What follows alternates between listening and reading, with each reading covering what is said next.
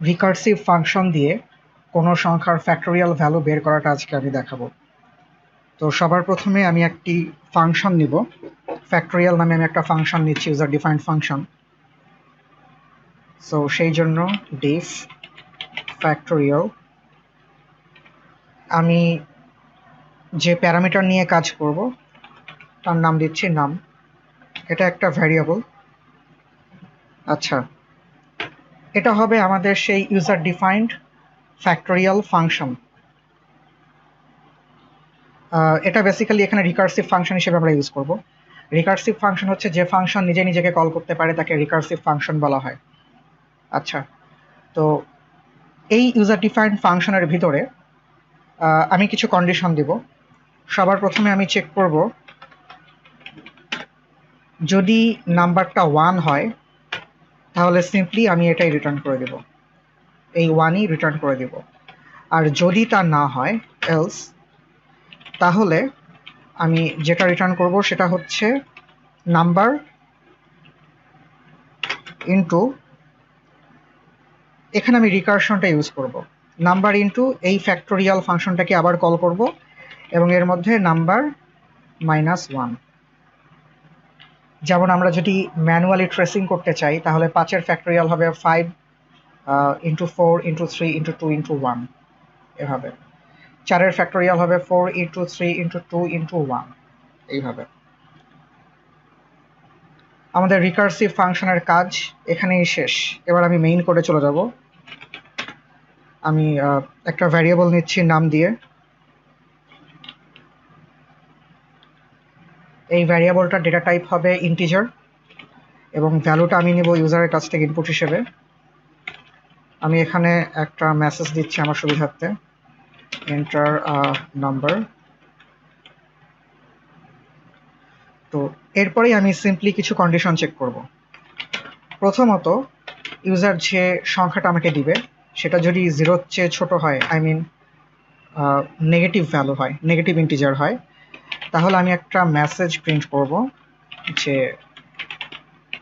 Factorial value can not be found for the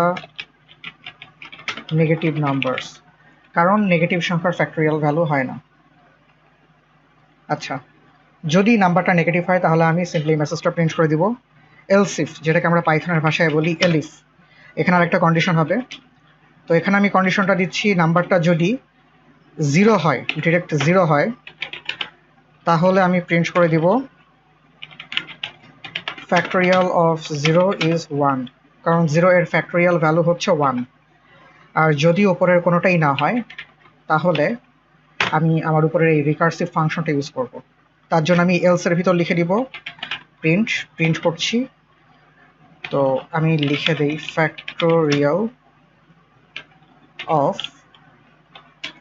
ভ্যারিয়েবলটা দিচ্ছি user যে সংখ্যাটা আমাকে দিবে সেই সংখ্যাটা, তারপরে দিব ইজ একটা কোলন, তারপর কমা দিয়ে আমি উপরে যেই ফাংশনটা ডিক্লেয়ার করলাম রিকার্সিভ ফাংশন, সেই ফাংশনের ভিতরে ভ্যালুটা আমি পাস করে দিব আর্গুমেন্ট হিসেবে নাম। আমার কোড এখানেই শেষ। আমি সিম্পলি যদি স্ক্রিনটাকে একটু জুম আউট করি বোঝার সুবিধার্থে, তাহলে কোডটা হচ্ছে অনেকটা এইরকম।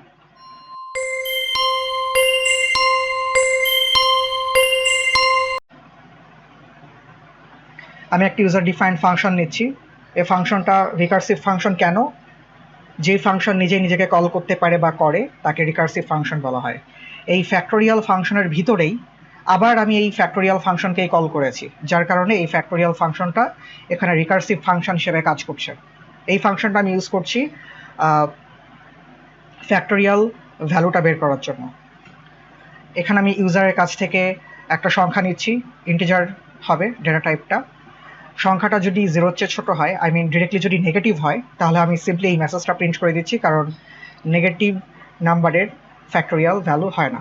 আর যদি সিম্পলি 0 হয় তাহলে আমি ডিরেক্টলি বলে দিচ্ছি 1, কারণ 0 এর ফ্যাক্টোরিয়াল ভ্যালু 1। আর যদি উপরের কোনোটাই না হয় তাহলে আমি সিম্পলি আমার ফাংশনটাকে কল করব, ফাংশনের মধ্যে আমি সেই ভ্যালুটা পাঠিয়ে দিলে সে আমাকে ফ্যাক্টোরিয়াল ভ্যালুটা আউটপুট দেবে। এখন আমি সিম্পলি এই কোডটা রান করে দেখি।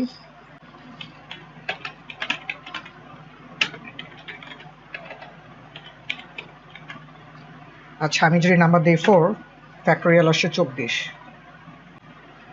4-এর ফ্যাক্টোরিয়াল আমরা হিসাব করি। আমি যদি এখানে কমেন্ট আউট করে একটু দেখিয়ে দেই তাহলে মনে হয় একটু সুবিধা হবে। যেমন 4-এর ফ্যাক্টোরিয়াল কিন্তু 4 ইন্টু 3 ইন্টু 2 ইন্টু 1।